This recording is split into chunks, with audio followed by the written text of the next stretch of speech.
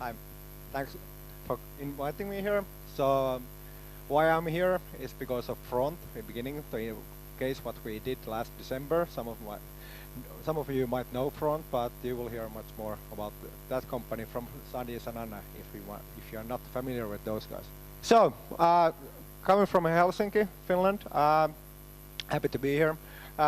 Name is Tuomas Kosonen, and few words of myself in the beginning. Started my career end of 90s as a legal counsel for Nokia, work as for a big corporation, so that's something that your parents appreciate, that's what you expected to do, but it wasn't for me. So lasted there for 2 years and then started my own company, which was an advertising agency. But that was pretty okay. We did an exit after a few years, but being founding companies, some of them were pretty okay, some of them were disasters, and so did my share of that one as well. Before turning to venture capitalist, I worked for Rovio. Most of you have heard of Angry Birds, I suppose so, but that was unfortunately before the birds. So I saw the 35 first failures. So hopefully some of you will see the success much faster than I did, at least with that gaming company. But in venture, so venture capital company, and there you see in the first slide our most important asset, which is the entrepreneurs. So it's you guys. So the money won't do anything, it's the people. How many of you guys have worked with the venture capital backed company or raised money from venture capital company? At least one. Okay, but you know the basics, I suppose, of this story. So some statistics, 11% of the private sector jobs in US are created by venture capital backed companies. You see some familiar names in the last row, so you don't think those Fortune 500 companies are venture backed, but they started from the scratch in the beginning. So they are in the garages in Silicon Valley or somewhere else, and now they have been listed for a year or tens of years already, and they are quite household names. And these venture capital-backed companies, they correspond 1/5 of the total GDP of US. And when you calculate the public sector added to the private one, you can just imagine how effective these venture capital-backed companies are compared to like traditional businesses or the public sector. So we require a lot, but in the end, the results with these names, they can be quite lucrative for all the parties involved. So average $1 invested will bring you 6 times the money back, and it's same as to investors as to the entrepreneurs as well. So it's worth taking the money in. These are some sectors or new industries which we claim at least have been created by venture capital money. Of course, some of them will exist without that impact, but it's been accelerating that quite a lot at least. Most of you, I suppose, are from information technology, anything related to ICT. Who's doing something else than ICT? Nobody. Who's doing something else than? At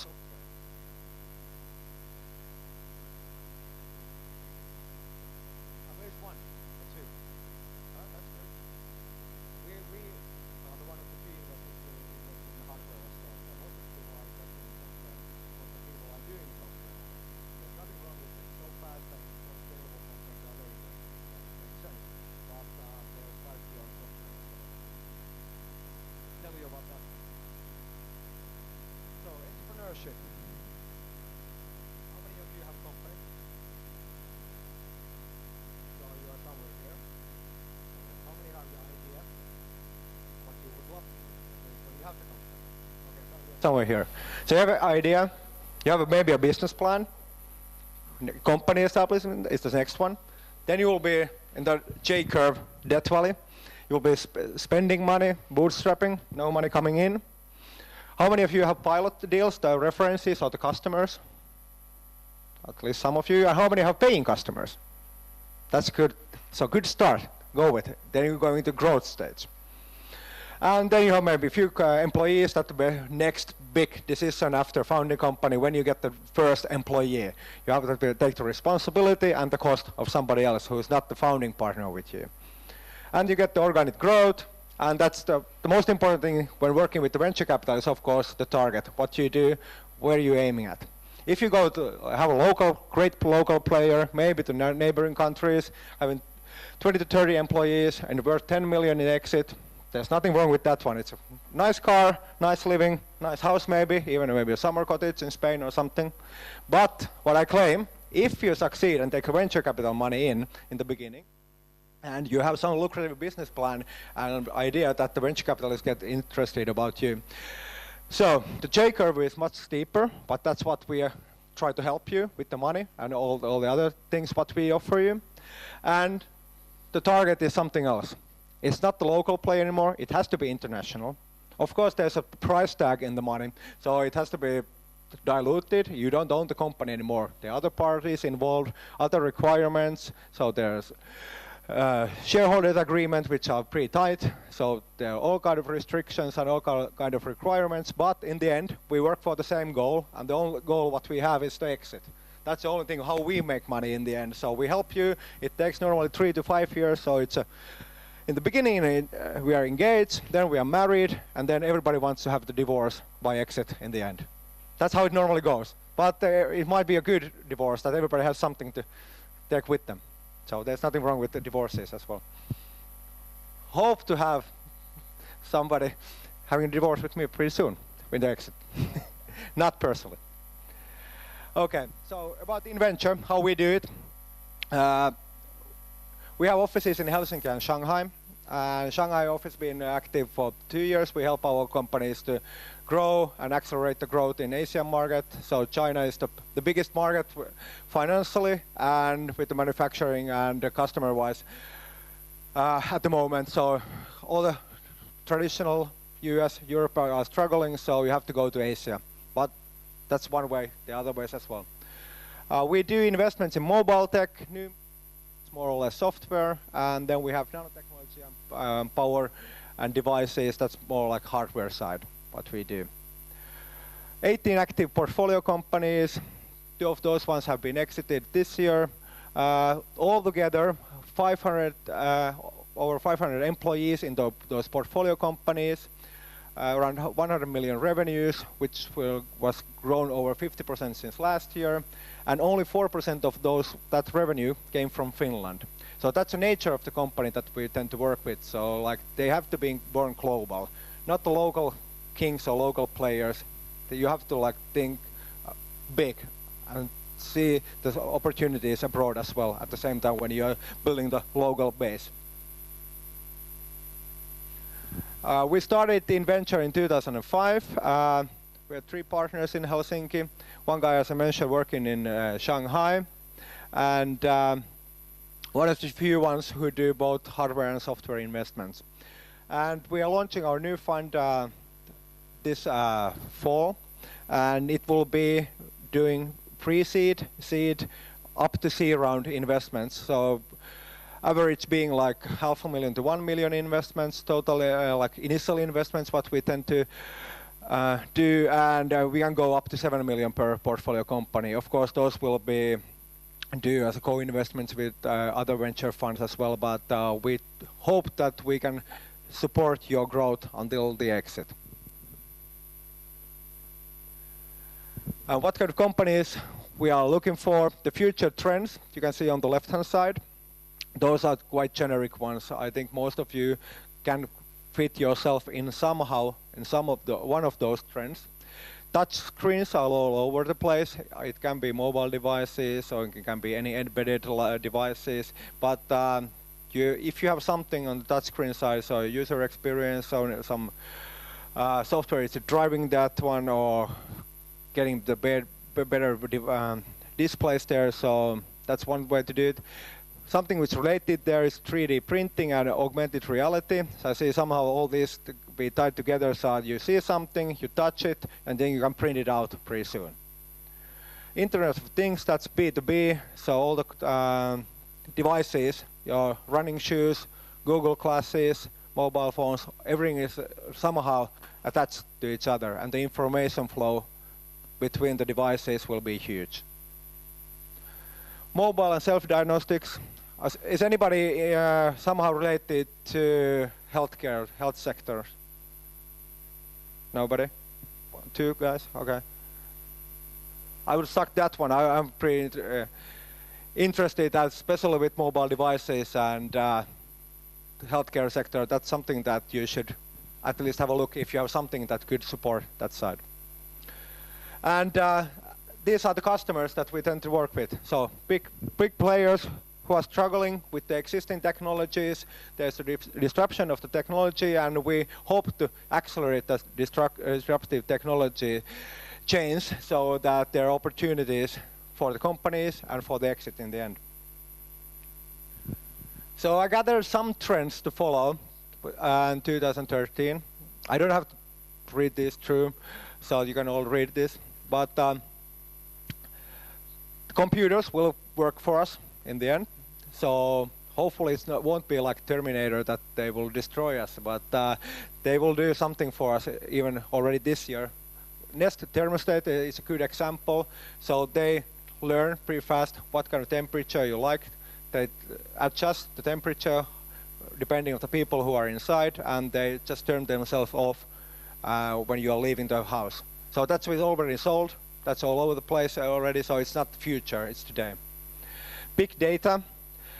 It's been calculated that the amount of the data will be double every 18 months, and only 0.5% of that data will be somehow monitored and analyzed. You just imagine how much data there will be, and it's your fault actually. You're the ones who do the data in the end there. So it's not like people who would just download movies from Flickr or Netflix or something like that. It will be guys who actually are creating the data there. And if you have something related to big data, so it's interesting always. So developer ecosystem will go mainstream. Front is a good example of that one. So they are creating GitHub for developers. So I suppose most of you are using GitHub for something. Hardware, so all the Silicon Valley started with the hardware. Now it's time back to hardware, so the operations and the manufacturing costs are getting lower and lower again with certain businesses, so they are raising more funds at the moment as we speak. Indoor location, so we spend 90% of our time indoors, most of us. So GPS just doesn't work inside. So if you can offer something for indoor location, there's a great possibility in that one. Healthcare, it will be personal, it will be automatic, it will be self-diagnostic, it will be something which is like engaging yourself. It might be a mobile phone with all kind of sensors and attach devices there, and it will be like household devices pretty soon. Artificial intelligence and human-computer interaction, so Leap Motion, Google Classes, those are already live, those are sold. So that will change the way we behave pretty soon. Any questions? No. So there are a few letters I want to share with you. So ready for venture capital? Look in the mirror and think if you're ready for the venture capital. 3 P's. People. People is everything. A good team can make a business plan which is not like lucrative or good one. They can make it succeed. They will pivot it. They will actually somehow execute it, and they will find a way how they can actually survive in the end. And if it's like a bad team and not the right people, so they can make a great business plan suck. I'm pretty fast as well. But you have to gather the right team around you. And that's how we say, it's more like we're doing venture capital investments, more like getting to know the people, and so actually you're working pretty tight with those guys, so you have to actually find a same kind of interest and same kind of goals. So people is like most important thing. And of course there has to be a product. So service business is something that venture capitalists don't that easily invest in. So most probably it's something which is scalable. It can be B2B or B2C. Hopefully it's some niche technology. So if we go into generic market, it's so tight there and so competitive, so it's difficult to find a growth curve. And it will take much more time and much more effort and money to get that growth curve. So first mover advantage, disruptive technology. or some consumer appeal like games, for example. So games are a good example. As you all know, Finland gaming success stories, Rovio and Supercell, so it can be in few months from scratch to millions. But actually quite a few don't do it, unfortunately. And passion. Some of you live and breathe your company. There has to be a commitment. So we don't want to have hang-arounds that we invest in. We want to have people who actually are committed to that one. Our money will be hostages in that company, and if you don't have the passion for the one you are selling, the idea that you are selling to us, it will be difficult to have the execution in place. And of course, it's positive energy and drive. So it's not just hard work; it has to be fun as well. 3 T's. Team, so superstars and rock stars and that kind of people are nice to have. So they are great evangelists, but you have to have the team in place. If that one guy who's great with the idea and selling the story to us gets run by a bus or the airplane just crashes, so what's left? Not much. So there has to be a few guys that we are actually backing.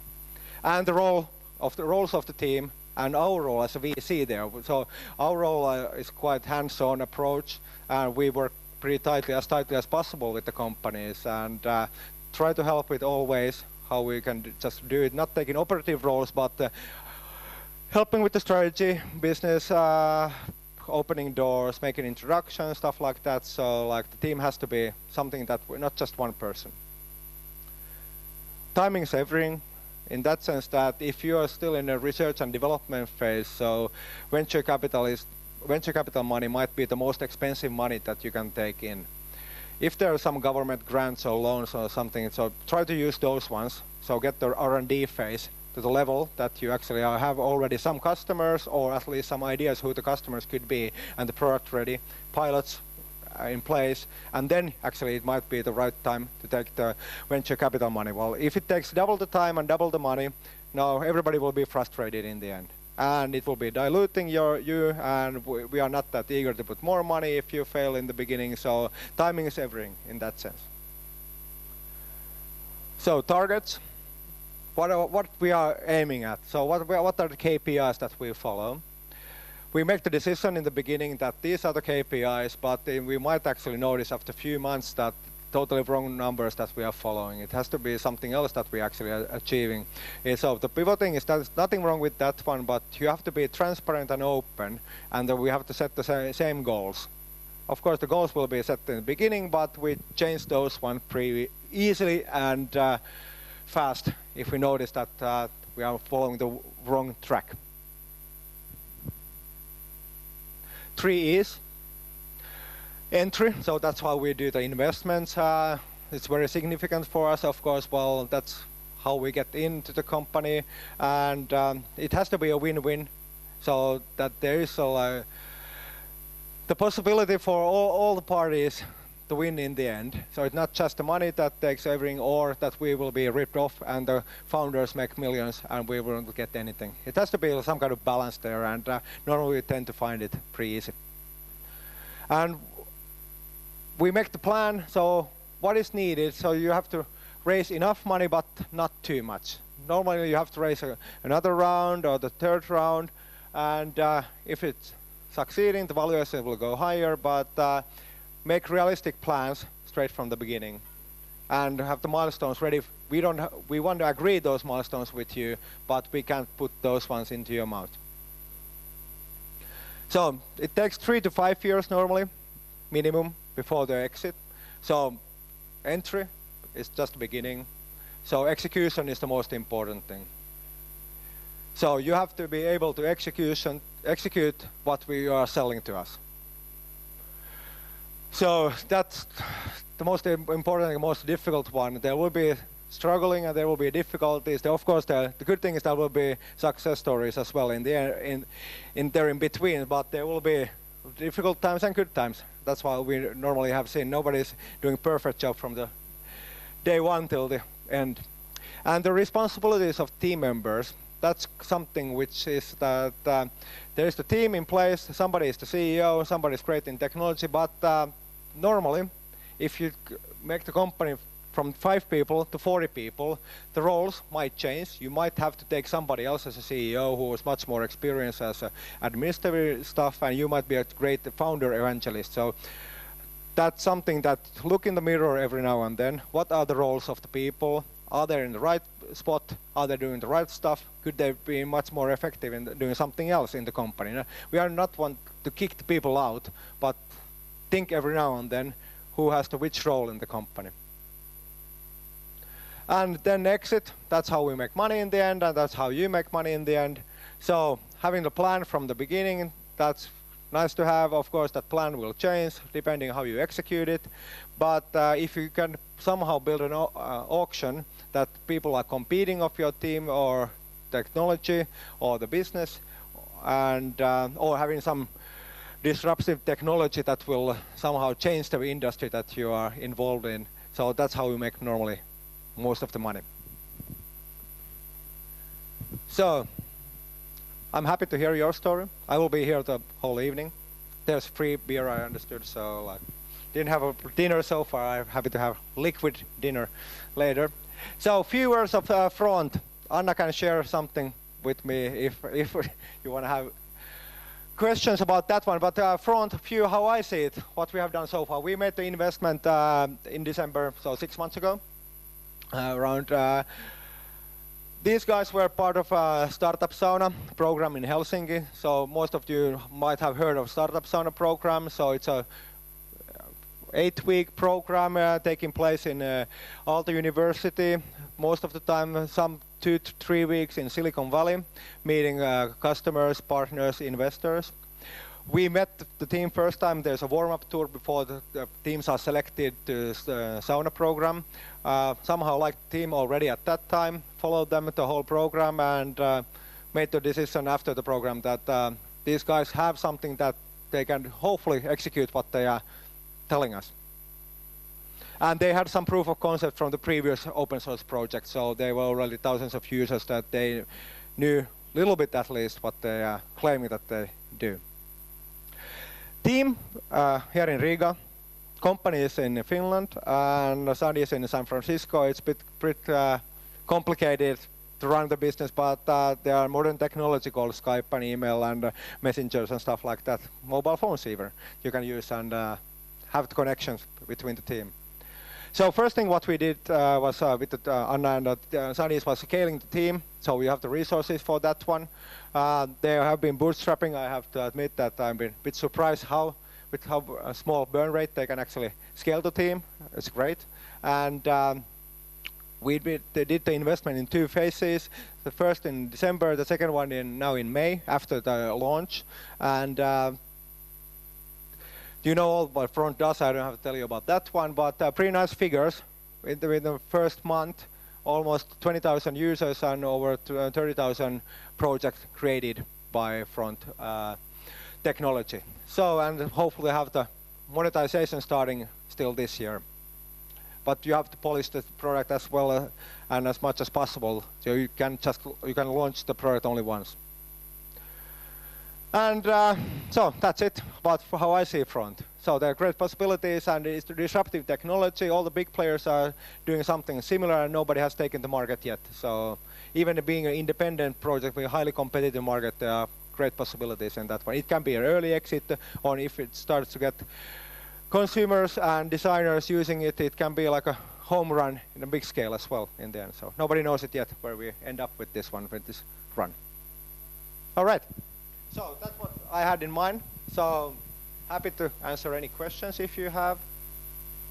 So that's the average over the lifetime of the investment. So investment in $1 invested has brought back in US 6 times the money back.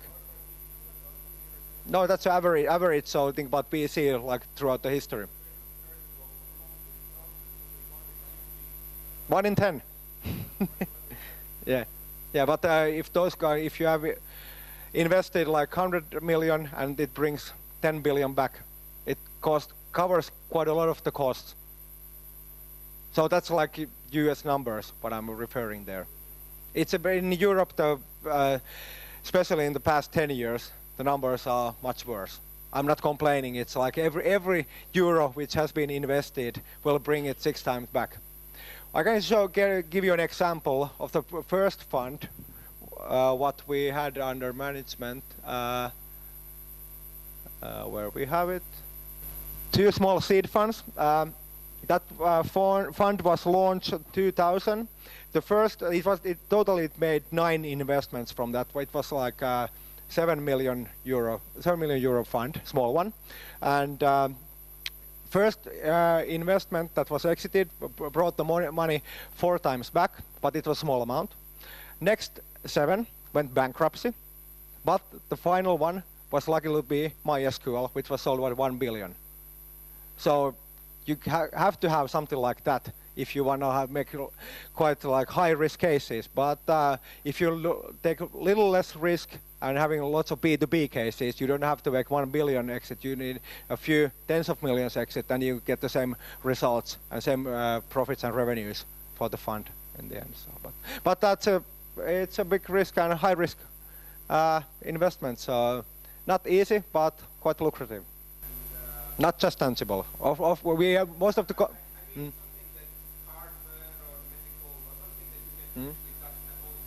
Yeah, not only. Over half of the investments have been only in software. Yeah, so maybe like 2/3. Yeah, I don't have a technical background. I'm a lawyer by education, so I tend to do only software myself. You need physics or something to be able to do like, well, the companies that on the hardware side, but it's nanotechnology companies, new materials, something like that.